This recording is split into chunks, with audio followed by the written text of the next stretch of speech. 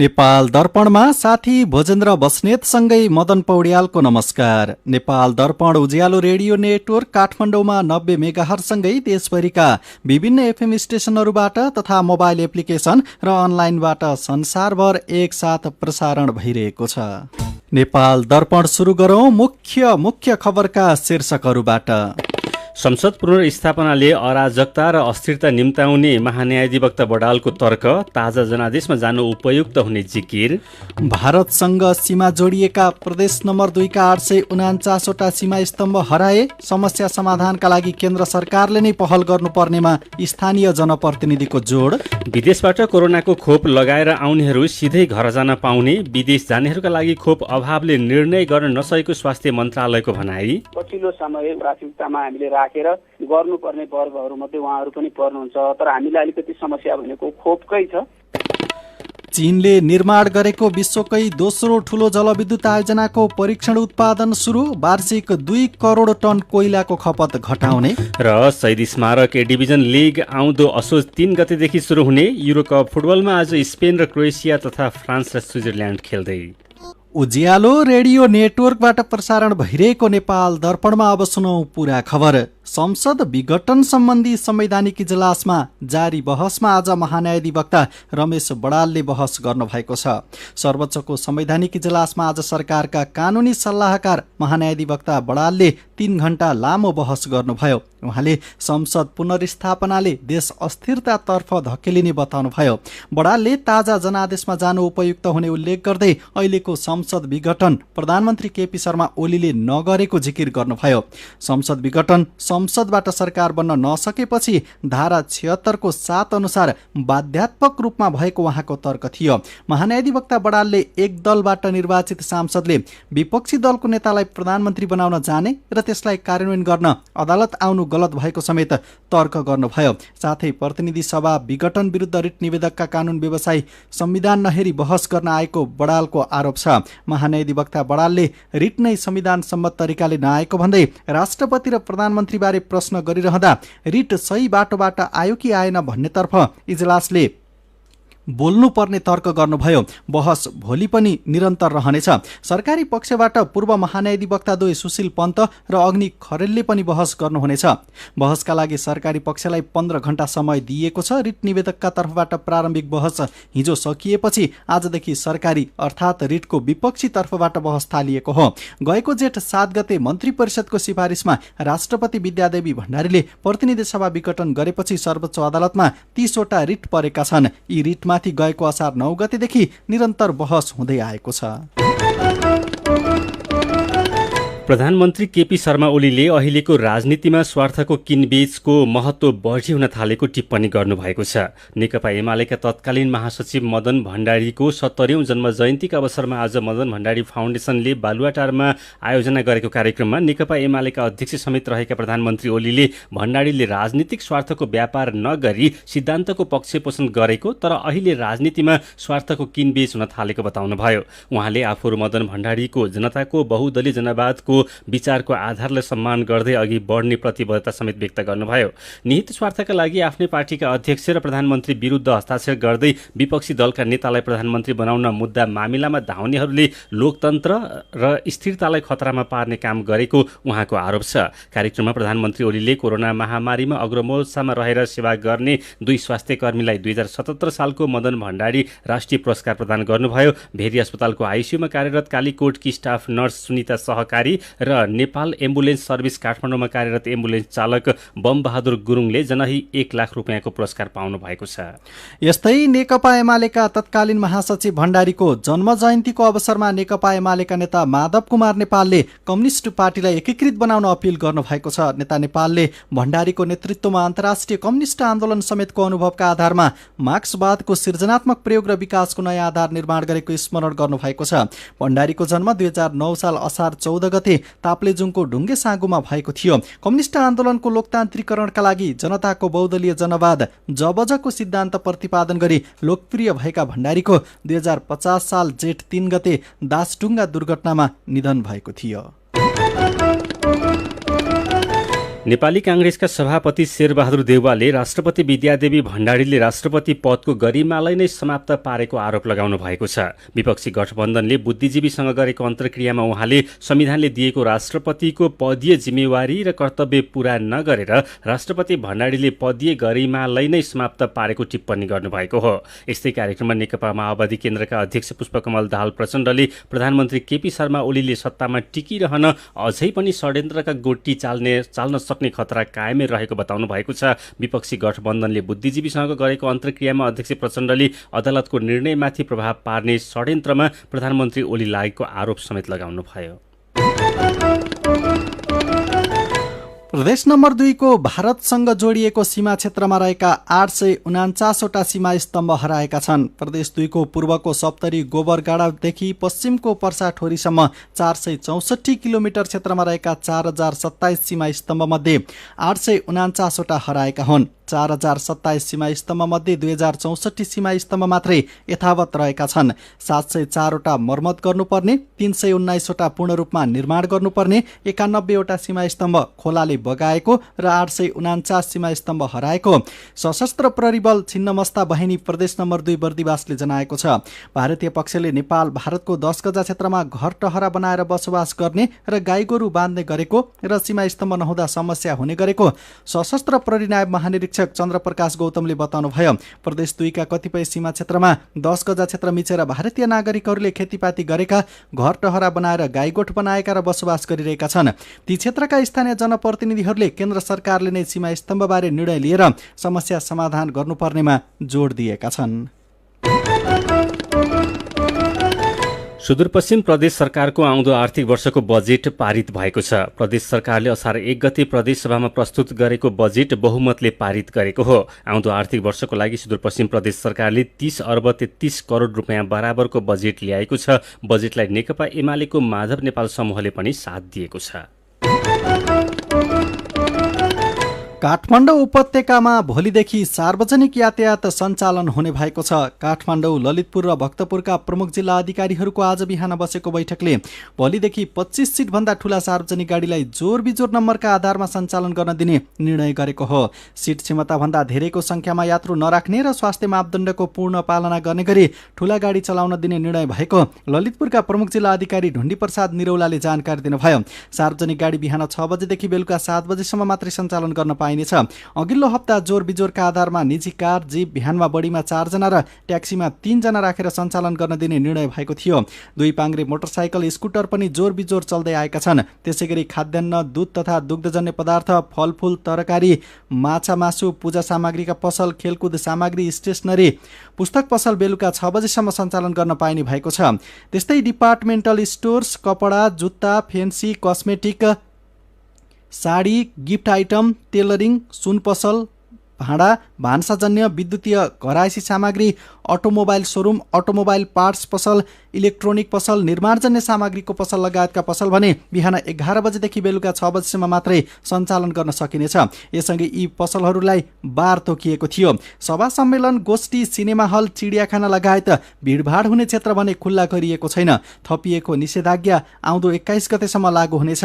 काठमाडौँ उपत्यकामा गएको वैशाख 16 गतेदेखि निषेधाज्ञा लागू भएको हो। सीधा कुरा प्रश्न विचार, यो हो उज्यालो रेडियो नेटवर्क काठमाडौँमा 90 मेगाहर्ज। नेपाल दर्पणमा विदेश जानेहरूका लागि खोप र सरकारको तयारी बारेको कुराकानीसँगै खबरको सिलसिला बाँकी नै छ, सुन्दै गर्नुहोला। तपाईँ अहिले रेडियो, मोबाइल एप्लिकेसन र अनलाइनबाट प्रसारण भइरहेको उज्यालो रेडियो नेटवर्कको नेपाल दर्पण सुन्दै हुनुहुन्छ। यतिन्जेल हामीले संसद पुनर्स्थापनाले अराजकता र अस्थिरता निम्ताउने महान्यायाधिवक्ता बडालको तर्क, भारतसँग सीमा जोडिएका प्रदेश 2 का 849वटा सीमा स्तम्भ हराए, काठमाडौँ उपत्यकामा भोलिदेखि सार्वजनिक यातायात सञ्चालन हुने लगायतका खबर प्रस्तुत गर्यौं। अब बाँकी प्रसङ्ग। विदेशबाट कोरोना विरुद्धको 2 मात्रा खोप लगाएर आएकाहरूलाई अब 10 दिन सेल्फ क्वारेन्टिनमा बस्ने गरी सिधै गन्तव्यमा जान दिइने भएको छ। संस्कृति, पर्यटन तथा नागरिक उड्डयन मन्त्रालयले जारी गरेको विदेशबाट नेपाल आउने यात्रुको व्यवस्थापन सम्बन्धी आदेश 2078मा हवाई मार्ग मार्फत आउनेले खोपको मात्रा पूरा गरी प्रमाणपत्र साथमा भएमा र कोरोना परीक्षणको रिपोर्ट नेगेटिभ भएका पालिकाहरूलाई 10 दिन सेल्फ क्वारेन्टिनमा बस्ने गरी सिधै गन्तव्यमा जान अनुमति दिन सकिने व्यवस्था गरेको हो। सेल्फ क्वारेन्टिनमा बसे नबसेको अनुगमन गरी DCCMC र पालिकाहरूले कोभिड-19 सङ्कट व्यवस्थापन केन्द्र CCMC-लाई प्रतिवेदन बुझाउनु पर्नेछ। आफ्नो रीतिरिवाज अनुसार अन्तिम संस्कारमा भाग लिन आउने नेपालीको हकमा भने पालिका वा CCMC-को सिफारिसमा एन्टिजेन परीक्षण गरी नेगेटिभ रिपोर्ट आएमा सिधै गन्तव्यमा जान दिने व्यवस्था गरिएको छ। अब खोप नलगाई नेपाल आउने यात्रुले पनि 7 दिन मात्र होटल क्वारेन्टिनमा बसे पुग्ने व्यवस्था नयाँ प्रावधानमा गरिएको छ। यस सम्बन्धी विस्तृत खबर तपाईँले उज्यालो अनलाइनमा पढ्न सक्नुहुन्छ। साउदी, कुवेत, UAE लगायतका खाडीका देशले खोप नलगाएका कामदार लिन छाडेका छन्। अरू देशले पनि कोरोना संक्रमण भित्रन नदिन खोपलाई अनिवार्य नै गर्न थालेका छन्। खोप अनिवार्य भएपछि श्रम स्वीकृति लिइसकेका र कम्पनीले दिएको बिदामा घर आएका श्रमिकलाई तत्काल समस्या देखिएको छ। खोपको कारणले रोजगारीमा जानबाट वञ्चित श्रमिकले खोप कहिले पाउँछन् त भनेर साथी सञ्जिता देवकोटाले स्वास्थ्य तथा जनसङ्ख्या मन्त्रालयका सहप्रवक्ता डाक्टर समीर अधिकारीलाई सोध्नु भएको छ। वैदेशिक रोजगारीका सिलसिलामा आफ्नो काम गर्नुपर्ने गन्तव्य मुलुक जानुपर्ने छ। उहाँहरूलाई अहिले अलिकति गाह्रो भएको भन्ने हाम्रो जानकारीमा पनि आएको छ। हामी छलफलमा छौँ। हामीसँग भएको खोपले दोस्रो मात्रा पुग्ने सुनिश्चित गरेर क्रमशः उहाँहरूलाई पनि हामीले समावेश गर्दै जान्छौँ, तर निर्णय गरिसकेका छैनौँ। उहाँहरू अहिले पछिल्लो समय प्राथमिकतामा हामीले राखेर गर्नुपर्ने वर्गहरूमध्ये उहाँहरू पनि पर्नुहुन्छ। तर हामीलाई अलिकति समस्या भनेको खोपकै छ।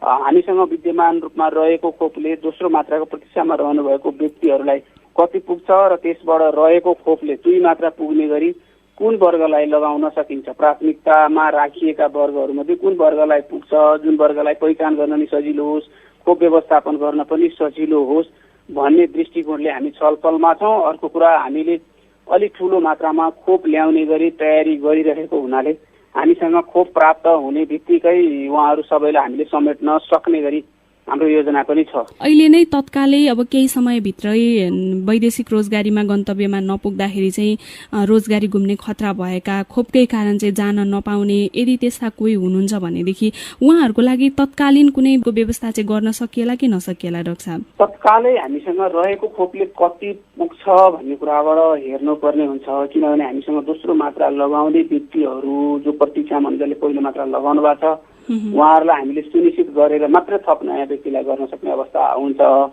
उहाँहरूको हकमा सम्बन्धित देशलाई पनि थाहा छ हामी कहाँ खोपको समस्या छ भन्ने कुराहरू। खोपको समस्या समाधान गर्नलाई नेपाल सरकारले ती देशहरूसँग पनि कुराकानी भएको छन्, अरू खोप उत्पादन गर्ने धेरै देशहरूसँग पनि कुराकानी भएको छन्।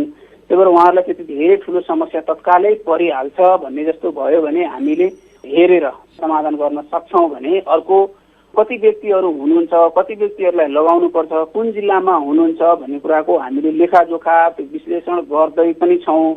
त्यो गरेर आइसकेपछि हाम्रो खोपको सम्बन्धित समितिहरूले त्यसका विषयमा निर्णय लिनुहुन्छ र उहाँहरूलाई तत्काल के गर्न सकिन्छ र त्यसभन्दा पछिको चरणमा उहाँहरूलाई के गर्न सकिन्छ भनेरै कार्ययोजना बनाएर हामी काम गर्छौँ। डाक्टर साहब, अब अहिले जसलाई चाहिँ वैदेशिक रोजगारीमा तत्कालै फर्किनु पर्नेछ केही समयभित्रै उहाँहरू चाहिँ खोपको खोजीमा हुनुहुन्छ भने खोप लगाउनका लागि अब कहाँ सम्पर्क गर्नु होला? अब म चाहिँ खोपको प्रतीक्षामा छु है भनेर कसलाई भनिराख्दाखेरि चाहिँ उहाँहरूको कुरा चाहिँ स्वास्थ्य मन्त्रालयसम्म अथवा उहाँहरूको डेटा चाहिँ स्वास्थ्य मन्त्रालयसम्म आइपुग्ला? काठमाडौँभित्र हुनुहुन्छ भने उहाँहरूले स्वास्थ्य सेवा विभागमा लिखित रूपमा आफ्नो सबै आधार प्रमाण सहित जानकारी गराउन सक्नुहुन्छ। हामीलाई लिखित रूपमा मौखिक रूपमा सञ्चार माध्यमहरूबाट पनि जानकारीहरू चाहिँ प्राप्त भइरहेको छ। काठमाडौँको त्योभन्दा बाहिर हुनुहुन्छ भने सम्बन्धित जिल्ला प्रशासनमा, जिल्ला स्वास्थ्य कार्यालयहरूमा आफ्नो आधार प्रमाण सहित जानकारी गराइराख्न सक्नुहुन्छ। जिल्लाको खोपको समन्वय गर्ने समिति सम्बन्धित कार्यालयहरूमा छन् र त्यसै अनुसार हामीले व्यवस्था गर्छौँ। तर हामीसँग खोप धेरै थोरै भएको, खोप लगाउनु पर्ने प्रतीक्षामा धेरै व्यक्तिहरू भएको हुनाले हामीले खोप कसरी व्यवस्थापन गर्ने भन्ने पाटो चाहिँ निकै चुनौतीपूर्ण हुँदो रहेछ। यो चुनौतीलाई हामीले समाधान कसरी गर्ने, कसरी गर्दै जान सकिन्छ त्यसै अनुसार उहाँहरूले दिनुभएको आधारहरू, उहाँहरूले दिनुभएको गुनासाहरूलाई सङ्कलन गर्दै व्यवस्थापन गर्दै गइन्छ। उहाँ हुनुहुन्थ्यो स्वास्थ्य तथा जनसङ्ख्या मन्त्रालयका सहप्रवक्ता डाक्टर समीर अधिकारी।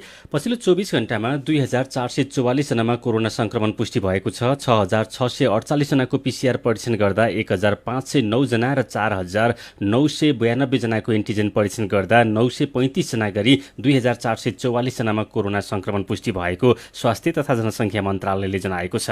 नेपालमा अहिलेसम्म पीसीआर विधिबाट गरेको परीक्षणमा 6,35,188 जना र एन्टिजेन विधिबाट गरेको परीक्षणमा 33,033 जनामा कोरोना संक्रमण पुष्टि भएको छ। यस्तै पछिल्लो 24 घण्टामा 3,853 जना निको भएसँगै निको हुनेको संख्या 5,88,187 जना भएको छ। यस्तै थप 42 जनाको ज्यान गएसँगै ज्यान गुमाउनेको संख्या 9,051 पुगेको छ। अहिले नेपालमा 37,950 जना सक्रिय संक्रमित छन्। अस्ट्राजेनेकाले विकास गरेको कोरोना विरुद्धको खोपको पहिलो मात्रा लगाएको लामो समयपछि दोस्रो मात्रा खोप लगाउँदा पनि त्यसले प्रभावकारी काम गर्ने खोप उत्पादनमा संलग्न एकजना विज्ञले बताउनु भएको छ। अक्सफोर्ड अस्ट्राजेनेकाको खोप विकासमा संलग्न अक्सफोर्ड खोप समूहका निर्देशक प्राध्यापक एन्ड्रयू पोलार्डले बीबीसीसँगको कुराकानीमा खोपको दोस्रो मात्रा पाउन ढिलाइ हुँदा पनि कोरोना भाइरस प्रतिरोधी प्रणाली झट्टै कमजोर नहुने बताउनु भएको हो। उहाँले ढिला गरी खोप लगाउँदा प्रतिरोधी प्रणाली अझै दिगो बन्ने समेत बताउनु भएको छ। कुराकानीमा उहाँले 50 वर्षमाथिका मानिसलाई सकेसम्म पहिलो मात्रा खोप दिएर केही खोप उपलब्धताको आधारमा केही ढिला दोस्रो मात्रा दिँदा पनि प्रतिरोधी क्षमतामा असर नपर्ने बताउनु भएको छ। तर दोस्रो मात्रा खोप लगाउनु अझै राम्रो हुने भने उहाँले बताउनु भएको छ। उहाँले अस्ट्राजेनेकाको खोपले डेल्टा र अल्फा भेरिएन्टमा पनि राम्रो सुरक्षा देखाएको बताउनु भएको छ। नेपालमा झण्डै 14 लाख ज्येष्ठ नागरिकले दोस्रो खोपको मात्रा पर्खिरहेका छन्। कोभिसिल्ड खोप पनि अस्ट्राजेनेका अक्सफोर्डले विकास गरेर भारतको सेरम इन्स्टिच्युटले उत्पादन गरेको खोप हो। 3 दशक अघि पर्वतारोहणका लागि पहिलो पटक नेपाल आएका पोलार्ड सन् 1994 मा सगरमाथा आरोहण गर्न आएको ब्रिटिस मेडिकल एक्सपिडिसनका उपनेता हुनुहुन्थ्यो। उहाँले कोरोना भाइरसको महामारीको उच्च जोखिम देखा परेको नेपाल जस्ता देशमा खोप नपुग्नु लाजमर्दो भएको समेत बताउनु भएको छ। सीधा कुरा प्रश्न विचार यो हो उज्यालो रेडियो नेटवर्क काठमाडौँमा 90 मेगाहर्ज। नेपाल दर्पणमा मेरो पनि भन्नु छ सँगै खबरको सिलसिला बाँकी नै छ, सुन्दै गर्नुहोला। विभिन्न रेडियो स्टेशनबाट मेचीदेखि महाकालीसम्म र मोबाइल एप्लिकेसन तथा अनलाइनबाट संसारभरि एकसाथ प्रसारण भइरहेको नेपाल दर्पणमा तपाईंलाई फेरि स्वागत छ। अब बाँकी खबर। प्रदेश 2 का मुख्यमन्त्री लालबाबु राउतले प्रदेश हरित अभियान 2078 को शुभारम्भ गर्नुभएको छ। मिथिला नगरपालिका वडा नम्बर 4 मा भएको कार्यक्रममा मुख्यमन्त्री राउतले बरपिपलको बिरुवा रोपेर अभियानको शुभारम्भ गर्नुभएको हो। राउतले अभियानको शुभारम्भ गरे लगत्तै प्रदेशको 8वटै जिल्लामा एकसाथ वृक्षारोपणको सुरुवात भएको छ। अभियान अन्तर्गत 8वटै जिल्लाको 1135 हेक्टर जग्गामा 7 दिनमा 14,46,796 बिरुवा रोप्ने कार्यक्रम रहेको उद्योग पर्यटन तथा वातावरण मन्त्रालयका सचिव डाक्टर रामचन्द्र कँडेलले जानकारी दिनुभयो। काठमाडौँको चोभारमा निर्माणाधीन सुक्खा बन्दरगाह असार मसान्तपछि सञ्चालन गर्न सकिने भएको छ। इन्टर मोडेल यातायात विकास समितिका कार्यकारी निर्देशक आशिष गजुरेलले चोभारको सुक्खा बन्दरगाहको काम 90% सम्पन्न भइसकेको र बन्दरगाह सञ्चालनका लागि पूर्वाधार बनिसकेको बताउनुभयो। यस वर्षको राष्ट्रिय धान दिवस सांकेतिक रूपमा मनाइने भएको छ। हरेक वर्ष असार 15 लाई राष्ट्रिय धान दिवस तथा रोपाई महोत्सवको रूपमा मनाउने गरिन्छ। कोरोना संक्रमण जोखिमका कारण यस वर्ष पनि अघिल्लो वर्ष जस्तै स्वास्थ्यका मापदण्ड पालना गरेर सांस्कृतिक रूपमा दिवस मनाउने निर्णय भएको कृषि विभागले जनाएको छ। धान उत्पादनमा वृद्धि, खाद्य सुरक्षा, आत्मनिर्भरता र समृद्धि भन्ने नाराका साथ भोलि 18औं राष्ट्रिय धान दिवस मनाइँदैछ। जल तथा मौसम विज्ञान विभागले पर्सि बुधबारदेखि मनसुन थप सक्रिय हुने जनाएको छ। देशको पूर्वी तथा मध्य भागमा बुधबारदेखि मनसुनी गतिविधि बढ्ने विभागका वरिष्ठ मौसमविद मिनकुमार अर्यालले बताउनुभयो। मेरो पनि भन्नु छ। काठमाडौँ उपत्यकामा भोलिदेखि ठूला सार्वजनिक बस चल्ने शीर्षकको खबरमा लक्ष्मी पौडेल पन्थीको प्रतिक्रिया छ। काठमाडौँ जस्तो घना बसोबास भएको ठाउँमा कोरोना भाइरस संक्रमणको जोखिम निकै छ, तर अहिले रोगभन्दा भोग ठूलो भइसकेको छ। सहज वातावरण हुनुपर्छ, बाँच्ने आधार त हुनु पर्यो नि। सचेत र सुरक्षित भई यात्रा गरौं, व्यवसाय पनि स्वास्थ्य सावधानीलाई पूर्ण पालना गरी सञ्चालन गरौं। यही विषयको खबरमा दिपेन्द्र कोइराला टिप्पणी गर्नुहुन्छ। असार भरिलाई त खुलेको होला नि, सरकारले कर उठिसकेपछि फेरि बन्द गर्ने पो हो कि? माधव नाम राखेका साथी भन्नुहुन्छ कहिले निषेधाज्ञा थपिन्छ कहिले हटाइन्छ। निषेधाज्ञा थपे पनि समस्यामा पर्ने गरी खाने वर्ग नै त हुन् नि। अनि फरक प्रसंगमा झापाका 2 गाउँपालिकाले नागरिकको बिजुलीको बिल तिरिदिने बारे जय राई लेख्नुहुन्छ, यो चाहिँ गरीबलाई राहत कि धनीलाई उपहार भनेर बुझ्नुपर्ने हो। TV, AC, heater, washing machine लगायतका अत्याधिक विद्युत खपत गर्ने साधनहरू त गरीबको घरमा प्राय हुँदैन। विचारका लागि तपाईलाई धन्यवाद। मेरो पनि भन्नु छ। मेरो पनि भन्नु छ प्रस्तुत गर्दै हुनुहुन्थ्यो साथी जानुका दुवाडी। नेपाल दर्पणमा अब विदेशको खबर। चीनले निर्माण गरेको विश्वकै दोस्रो ठूलो जलविद्युत आयोजनाले परीक्षण उत्पादन सुरु गरेको छ। याङ्सी नदीको सहायक नदीका रूपमा रहेको जिन्छा नदीमा निर्माण गरिएको बाइहिटान बाँधबाट विद्युत उत्पादन हुन थालेको समाचार संस्था एपीले जनाएको छ। आयोजनाको उत्पादन क्षमता 16,000 मेगावाट रहेको छ। जैविक इन्धनको खपत कम गरी वैकल्पिक र जलविद्युत उत्पादन मार्फत विद्युतको माग पूरा गर्ने चीनको योजना अनुसार चीनमा ठूला जलविद्युत गृहहरू निर्माण भइरहेका छन्। चीनले चिनिया कम्युनिस्ट पार्टी स्थापनाको 100औं वार्षिक उत्सव मनाउन लाग्दा आयोजनाको परीक्षण उत्पादन सुरु गरेको हो। बाइहेटान बाँधको उचाइ 289 मिटर अग्लो छ र 1000 मेगावाट क्षमताका 16वटा विद्युत उत्पादन जेनेरेटर जडान गरिएका छन्। विश्वकै ठूलो जलविद्युत आयोजना 3 गर्जेज पनि चीनमै छ, जसको उत्पादन क्षमता 22,500 मेगावाट रहेको छ। यी दुवै विद्युत आयोजना राज्य नियन्त्रित 3 गर्जेज ग्रुप कर्पोरेसनले निर्माण गरेको हो। पूर्ण क्षमतामा विद्युत उत्पादन हुन थालेपछि वर्षेनी 2 करोड टन कोइलाको खपत कम हुने चिनिया अधिकारीहरूले बताएका छन्। अब खेल खबर। शहीद स्मारक ए डिभिजन लिग फुटबल प्रतियोगिता आउँदो असोज 3 गतेदेखि सुरु हुने भएको छ। ललितपुरको 7 बाटोमा रहेको एन्फा कम्प्लेक्समा आज एन्फा पदाधिकारी र ए डिभिजन क्लबका प्रतिनिधिको बैठकले यस वर्षको ए डिभिजन लिग असोज 3 गतेदेखि सुरु गर्ने निर्णय गरेको हो। यस्तै एन्फाले लिगका लागि जुलाई 30 अर्थात् आउँदो साउन 15 गतेदेखि खेलाडी दर्ता खुल्ला गर्नेछ। यो सिजनमा बी डिभिजन लिगबाट बढुवा भएको 7 बाटो युथ क्लब पनि सहभागी हुनेछ भने पुछारमा रहेर बी डिभिजन लिग टुङ्ग्याएको सरस्वतीले प्रतिस्पर्धा गर्ने छैन। युरोकप फुटबलको नकआउट चरणमा आज 2वटा खेलहरू हुँदैछन्। आजको पहिलो खेलमा डेनमार्कको पार्केन एरिनामा राति पौने 10 बजे स्पेन र क्रोएसिया तथा रोमानियाको नेसनल एरिनामा राति पौने 1 बजे फ्रान्स र स्विजरल्यान्ड खेल्न लागेका हुन्। स्पेन समूह ईबाट उपविजेता बन्दै नकआउट चरणमा पुगेको हो। स्पेनले 3 खेल खेलेकोमा स्विडेन र पोल्यान्डसँग बराबरी खेलेको थियो भने स्लोभाकियालाई 5-0 गोलले हराएको थियो। क्रोएसिया समूह डीबाट उपविजेता बन्दै अन्तिम 16मा पुगेको हो। क्रोएसिया इङ्ल्यान्डसँग पराजित भएको थियो। यस्तै चेक रिपब्लिकसँग बराबरी र स्कटल्यान्डलाई 3-1 गोलले हराएको थियो। यस्तै साबिकको उपविजेता फ्रान्स समूह एफको विजेता बन्दै नकआउट चरणमा पुगेको हो। फ्रान्सले जर्मनीलाई हराएको थियो भने हंगेरी र पोर्चुगलसँग बराबरी खेलेको थियो। स्विजरल्यान्ड समूह एबाट उत्कृष्ट तेस्रो बन्दै नकआउट चरणमा प्रवेश गरेको हो। स्विजरल्यान्डले वेल्ससँग बराबरी खेलेको थियो भने इटलीसँग पराजित भएको थियो। त्यस्तै टर्कीलाई 3-1 गोलले हराएको थियो। गैराती भएको खेलमा साबिक विजेता पोर्चुगललाई 1-0 ले हराउँदै बेल्जियम र नेदरल्यान्ड्सलाई 2-0 ले हराउँदै चेक रिपब्लिक क्वार्टर फाइनलमा प्रवेश गरेका छन्। ब्राजिल, इक्वेडर र पेरू कोपा अमेरिका फुटबलको क्वार्टर फाइनलमा प्रवेश गरेका छन्। आज बिहान भएको समूह चरणको अन्तिम खेलमा ब्राजिल र इक्वेडरले 1-1 गोलको बराबरी खेल्दै क्वार्टर फाइनलमा प्रवेश गरे। यस्तै पेरू समूह चरणको अन्तिम खेलमा भेनेजुएलालाई 1-0 ले हराउँदै अन्तिम 8मा पुगेको हो। कोपा अमेरिकाको समूह चरणको खेलमा भोलि बिहान पाउने 6 बजे उरुग्वे र पाराग्वे तथा बोलिभिया र अर्जेन्टिना खेल्दैछन्। र 2020 विश्वकप युएईमा हुने भएको छ। भारतमा हुने तय भएको 2020 विश्वकप कोरोना महामारीका कारण युएईमा सारिएको बीसीसीआईले जनाएको छ। मिति भने तय भएको छैन।